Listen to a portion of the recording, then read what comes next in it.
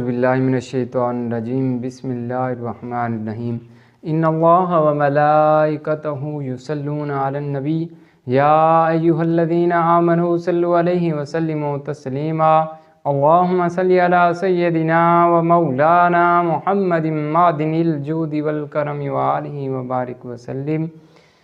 السلام علیکم ورحمۃ اللہ وبرکاتہ۔